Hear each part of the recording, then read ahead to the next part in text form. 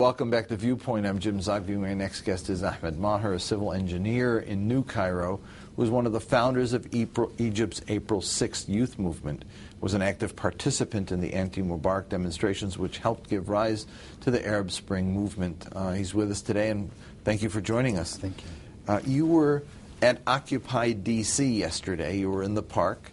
Having a chat with some of the folks there. You've been online with communicating with the Occupy Wall Street people. Have they been asking for advice?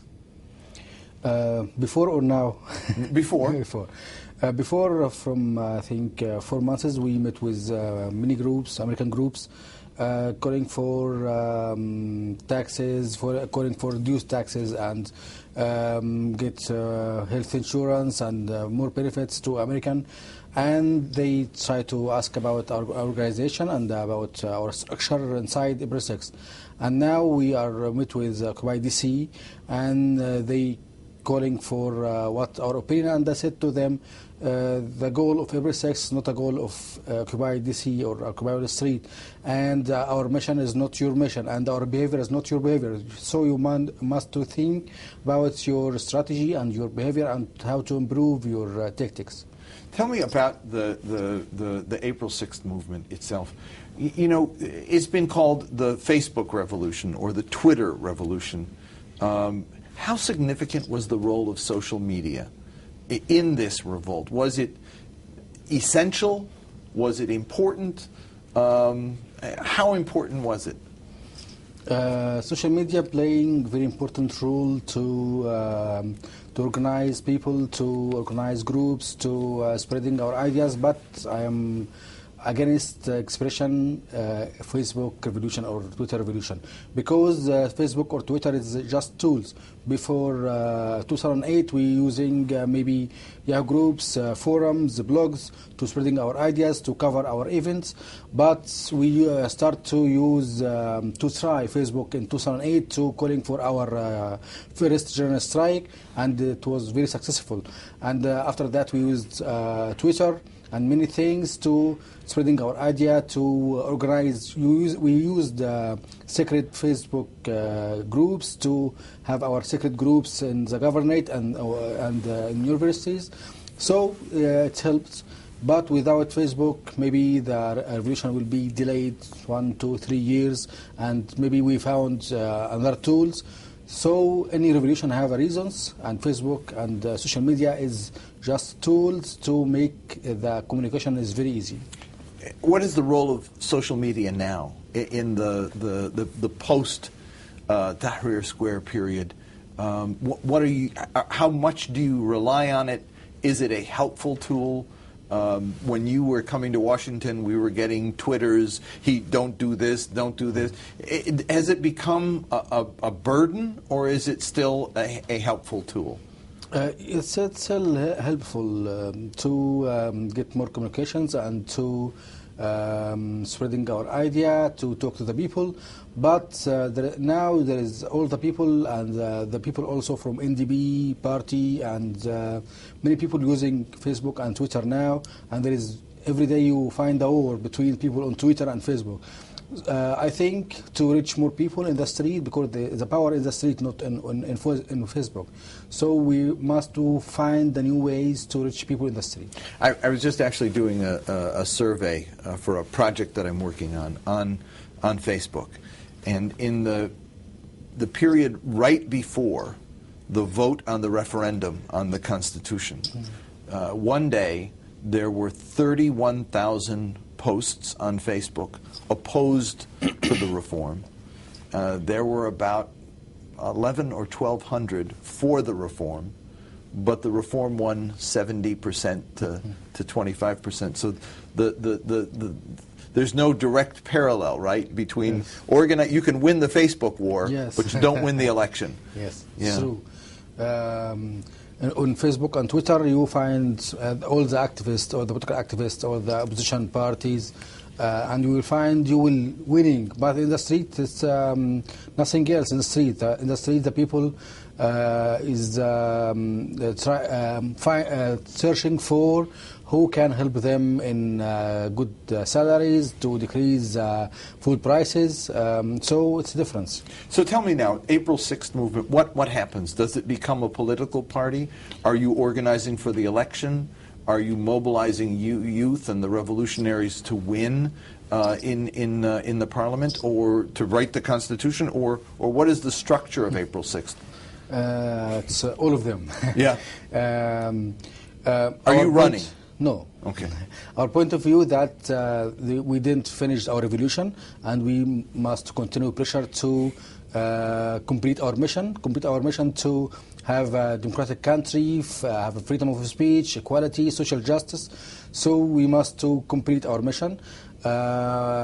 It's very important if we have youth political parties or youth candidates or youth parliament members. It's very important, and we support that.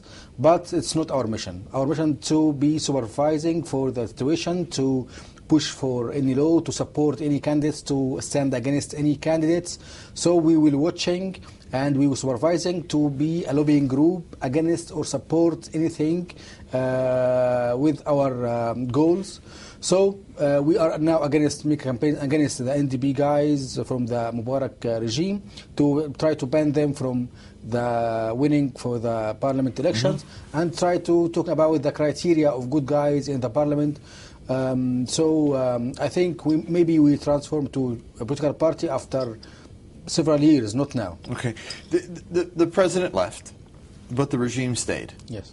And the question is, will they give space for democracy, for a real democracy? It looks increasingly like the space will be limited. What can be done? How worried are you? You say the revolution has not been completed. How worried are you about that, and what can be done as you move forward? I know there is many obstacles and many troubles will facing us many times, but I'm optimistic. If we study the symbols of change in Eastern Europe, they take 4, 5, 6 years after the revolution to build a new regime and a new country. In Egypt, it's more difficult because we have the SCAF control everything and try to keep the old regime. But I'm optimistic because what happened? Even what happened, the next president, he can't do the same thing like Mubarak. The next government, the next parliament, they can't do the same thing like Mubarak, period. So I'm optimistic because the people now in the street now, we make a change in the mentality, and they will push for democracy, and they will protect the revolution. Let me take a call. We have a call holding from Egypt. The number's on the screen. You can give us a call from overseas. Well, the numbers will be there. Let me take the call from Egypt. Caller, your question. Okay, hi. Yes. Mr. Ahmed, do you think because of no leader of the revolution, that make an complete revolution? Yes, I think that is the main reason, because there is no coalition or no leaders for that revolution, because our revolution is unique, because we aren't a hierarchical structure. The SCAF hijacking to our revolution, and now the SCAF meaning the Supreme Council. Supreme Council. They control everything now. That increase every day because there is no leaders, not council leading the revolution. How worried were you? How troubled were you by the recent killings of a couple dozen Coptic Christians and that clash? What was intriguing to me was the story came out, and then there was a counter story a couple of days later. How did that play out in Egypt? From your anecdotal evidence, obviously you don't know, there hasn't been a poll or anything done to show that, but are people believing the military story, or do they believe the story of the Copts? And what can be done about that, the issue of protection of Christians and the equal rights of Christians, not protection, but their equal rights as citizens of the state? For sure there is two stories, and we was witness at that time, and we was participating on that event. And we saw the tanks and the military, they drove over the people that demonstration. I think there is many people believe the SCAF because they used, they controlled the national TV and they controlled many newspaper. But also there is many people know the truth. So I think the problem is how to make more freedom to the newspapers and the press and the media. It's very important because Mubarak governing Egypt 30 years by media and how to control media. And one of the things that Facebook and Twitter does is it breaks the monopoly on information, which is the way we saw, many of us saw the videos, was on was Facebook. Uploaded to Facebook, uploaded to YouTube, the real, what happened and how the demonstrator was killed. It was take photos and upload it to YouTube. And sorry, we're not going to get to a lot of calls, but I do have one from Michigan that I'm going to take right now. We only have about a minute and a half left. Caller, your question.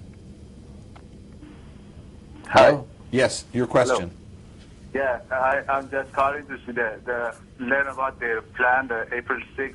What kind of economic plan that they have for the economic problem in Egypt, and also is the new Egypt going to be more kind of like military regime, militaristic, like Mubarak time, or is it going to be more? I'm going to stop you there because we only have a minute left for your economic plan and whether or not it's going to be a more militarized or less militarized regime. Our economic plan that we are, at first we are not specialists in economics, we are youth. Have ideologies, have different kinds of thinking, but we are all agree with more justice, more social justice and more equality, and we will support the equality between national sectors and private sectors, and we will support insurance, health insurance and the main services. We will stand and push for that, and we get support from many specialists and many doctors and many professors. They make a plan, clinical plan to help people and have a better life to the people, and we will support anything with that. That's all the time we've got. Thank you for joining us, Ahmed. It was an honor to have you on the show. If you want to check out more, you can find us on Twitter, AAI USA, or log on to the website, aaiusa.org. We'll see you next week on Viewpoint.